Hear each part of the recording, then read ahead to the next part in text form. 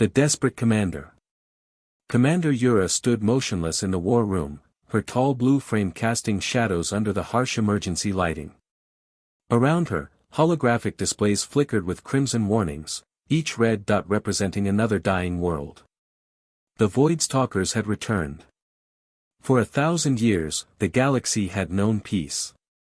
No living being remembered the last invasion, but the ancient records spoke of horrors that defied comprehension. Entire star systems had simply vanished. Not destroyed, erased, as if they had never existed at all. How many worlds this week? Yura's voice cut through the humming of machinery. Captain Sunho, a compact reptilian officer with emerald scales, consulted his datapad. 17, Commander. The attacks are accelerating. 17 worlds. Billions of lives snuffed out like candle flames. Yura closed her eyes, feeling the weight of each loss.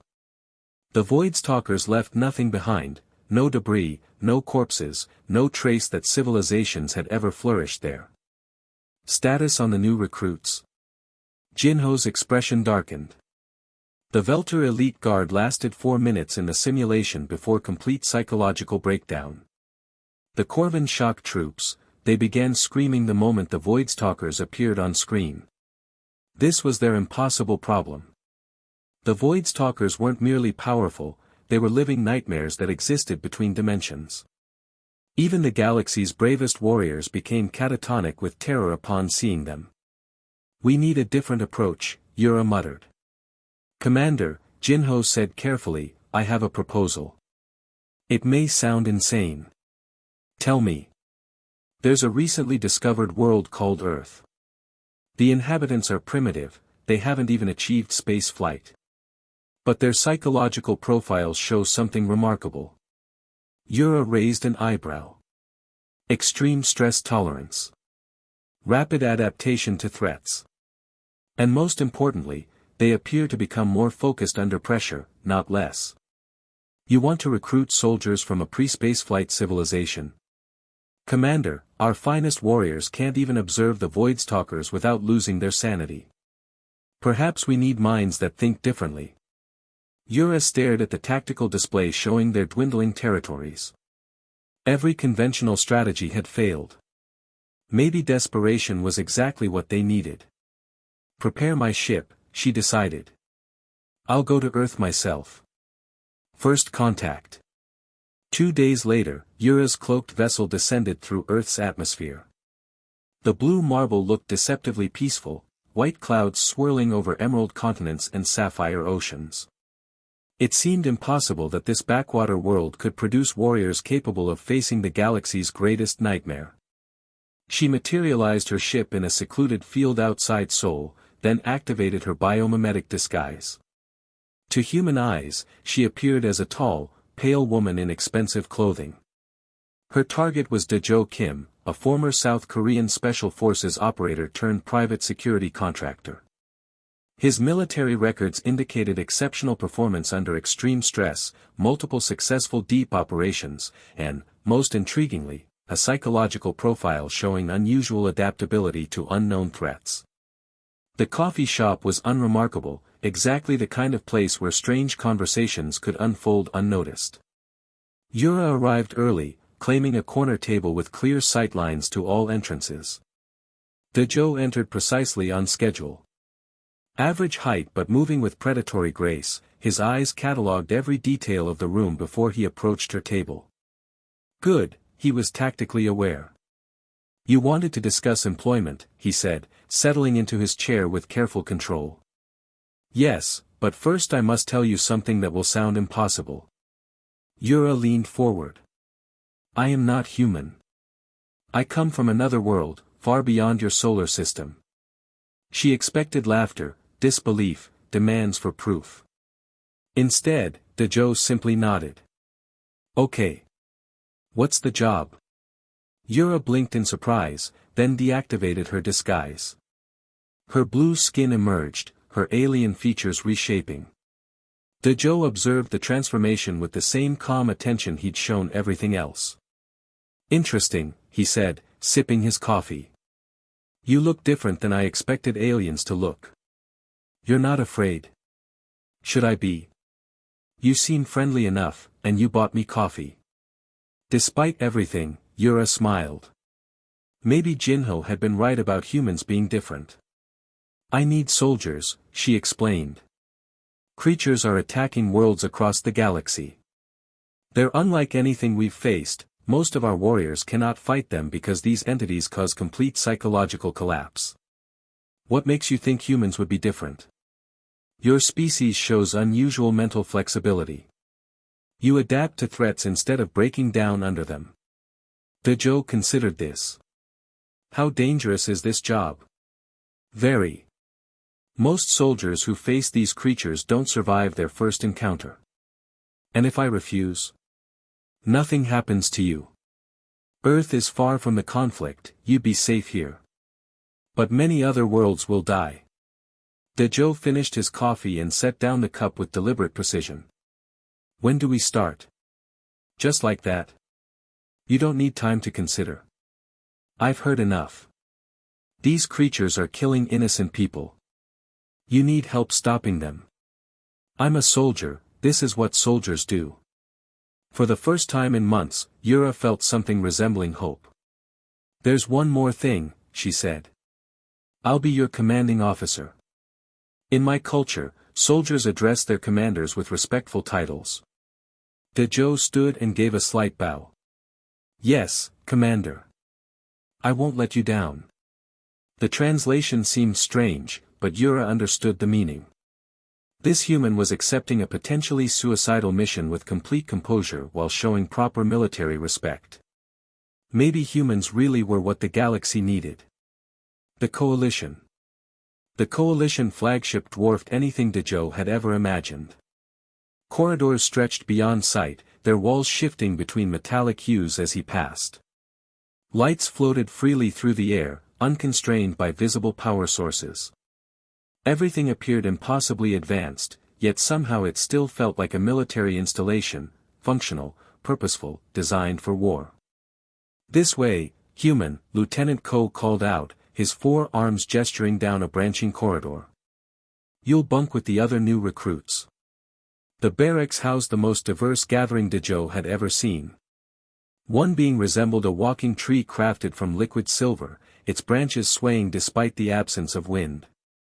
Another appeared as a floating sphere of golden light, humming melodically.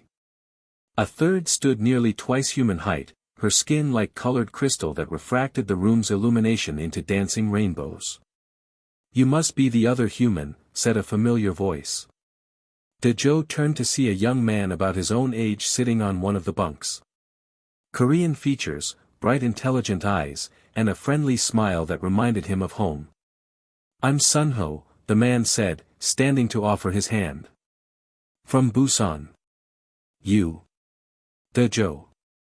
Seoul. Former Special Forces, now Private Security. Army Engineer, Sunho replied as they shook hands. I was building bridges when Commander Yura found me. Said she needed people who could solve problems under pressure. It felt surprisingly good to meet someone from Earth in this impossible place. This is all pretty surreal, right? Sunho gestured at their alien roommates. A week ago, I thought extraterrestrials only existed in movies. A week ago, I was guarding a businessman who was afraid of his own shadow, Dejo said. Now I'm supposed to fight interdimensional monsters. A beautiful sound filled the room, like wind chimes mixed with singing. The tall crystalline being was creating the melody, her entire body resonating. That's Mira, Sunho explained. She's Velter. They communicate through music instead of words. She's welcoming you. Dejo nodded respectfully toward Mira. She responded with a softer, warmer tone that somehow conveyed friendliness despite the alien medium. The next morning, training commenced. Commander Yura stood before 20 new recruits in a vast empty chamber, her blue skin appearing darker under the harsh training lights. Today you'll face your first simulation, she announced. You'll see what we're fighting. Some of you may find this challenging. Lieutenant Ko distributed specialized helmets to each recruit. These will interface your minds with the simulation. It will feel completely real. If you need to stop, simply say, "Exit," and the simulation will terminate. Dejo secured his helmet. The world dissolved. He found himself standing on a dead planet's surface, cracked earth stretching to a bruised horizon under an alien sky. The air tasted of metal and decay. In the distance, something moved. The Voidstalker defied description. It wasn't simply large or frightening, it was wrong in a fundamental way that made reality seem unstable around it. Darkness that consumed light, shapes that hurt to perceive, movement that followed no physical laws. Around him, Dejo heard his fellow recruits beginning to panic.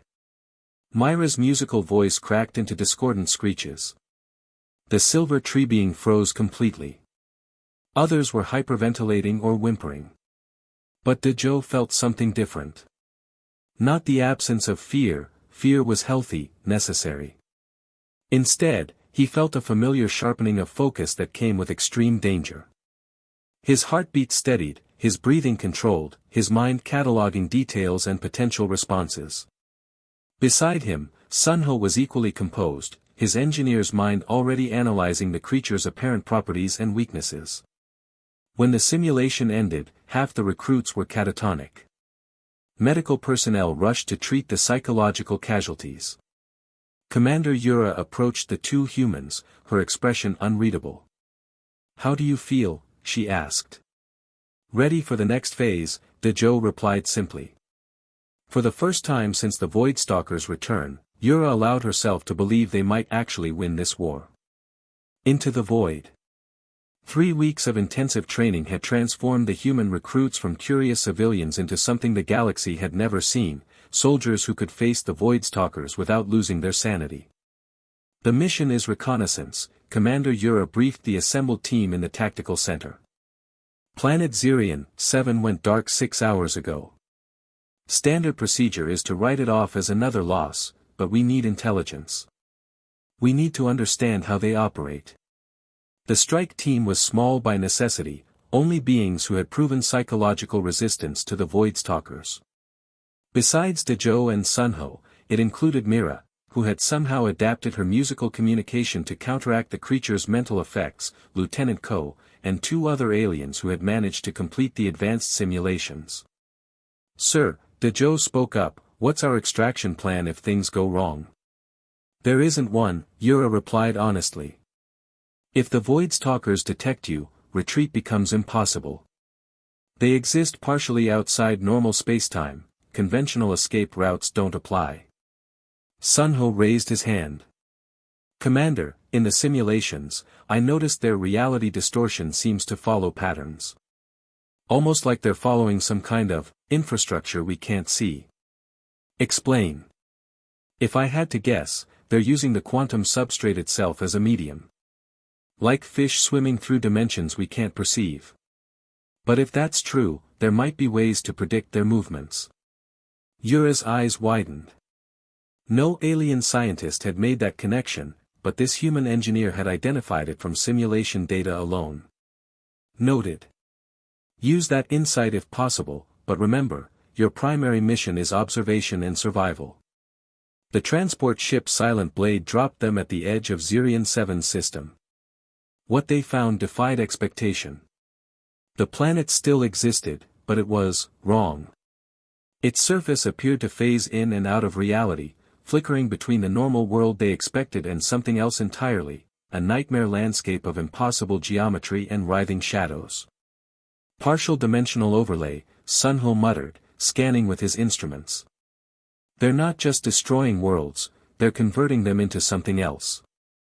They landed on the most stable region they could find and immediately felt the wrongness pressing against their minds. Even with their training, the humans had to concentrate to maintain focus. Myra's crystalline form resonated with a steady, calming tone that helped stabilize the team's mental state. Her music seemed to provide an anchor point for sanity in this twisted reality. As they advanced through the abandoned settlement, they found evidence of what had happened to the colonists. Not death, transformation. Beings that had once been Zirian 7's inhabitants now moved through the dimensional flux, their forms partly existing in multiple realities simultaneously. They're not killing the populations, Dejo realized with growing horror. They're recruiting them. Through his helmet comm, Commander Yura's voice crackled with static. Say again. The Voidstalkers aren't just predators, they're converters. Every world they take adds to their numbers. That's why they're accelerating their attacks. Suddenly, the air itself seemed to tear open. A Voidstalker emerged from the dimensional rift, far larger and more terrifying than anything they'd faced in simulation. This time, however, the humans didn't freeze. Dejo's training kicked in automatically. He began coordinating the team's movements with military precision, treating the interdimensional horror like any other enemy combatant. Sunho quickly calculated firing solutions that accounted for the creature's reality-distorting effects. Mira, maintain that resonance, it's disrupting their dimensional anchor. Dejo shouted over the chaos. For the first time in galactic history, a ground team was fighting Voidstalkers effectively. Not winning, the creatures were still impossibly powerful, but fighting rather than simply dying in terror. They managed to gather crucial intelligence before retreating to their ship. As they lifted off from Zirian 7, Dejo realized something significant had changed. Lieutenant Ko was looking at him with something approaching awe. How? The four-armed officer asked. How did you do that? Do what? You gave orders to a Voidstalker engagement. You treated them like normal enemies. Dejo considered this. I guess that's what they are. Dangerous, sure. Scary as hell. But still just enemies that need to be fought. As they returned to the Coalition flagship, word of their successful mission spread rapidly. Soon, beings throughout the ship were referring to the human soldiers with a mixture of respect and bewilderment. They had begun calling them Father Boss, a term that roughly translated to the ones who remain calm when others lose their minds. The galaxy had found its champions, and they had come from the most unlikely place imaginable. Father Boss. 6 months later, the war had transformed completely. Human recruitment centers operated on Earth under the cover of international security consultation. Volunteers came from every military force on the planet: Navy SEALs, SAS, Spetsnaz, Korean Special Forces, Japanese Maritime Self-Defense Force, and dozens of others. Each brought their own expertise, their own perspective on warfare, their own unshakable human stubbornness. Commander Yura stood in the flagship's main briefing room, addressing an audience that would have been impossible to imagine a year ago. Alien officers sat alongside humans, their previous terror of the Voidstalkers replaced by something resembling confidence. The Kepler 442 system has been under siege for 3 days, she announced. Intelligence suggests this is their largest coordinated assault yet, 17 separate incursion points. General Martinez, formerly of the U.S. Marines, studied the tactical display. Classic multivector assault. They're learning from our counterattacks. Agreed, added Colonel Chen from the Chinese People's Liberation Army. But they're still following predictable dimensional pathways. If Sunho's theories are correct, we can predict their reinforcement routes. Sunho, now bearing the rank of Strategic Analysis Officer, nodded from his position at the holographic projector. The quantum substrate patterns are becoming clearer. We can anticipate their movements up to 37 minutes in advance. What followed was a planning session that would have amazed military strategists from any era. Humans and aliens collaborated seamlessly, combining advanced technology with tactical doctrine forged in Earth's countless conflicts. The battle for Kepler 442 became the turning point of the war. Human-led mixed units deployed across 7 planets simultaneously. They fought with a combination of alien weaponry and human tactical doctrine that the Voidstalkers had never encountered. Where previous engagements had been desperate holding actions, these became coordinated offensives. Dejo found himself commanding a battalion of mixed species, his tactical decisions translated instantly to accommodate different alien communication methods. The Velter warriors followed his orders through musical commands.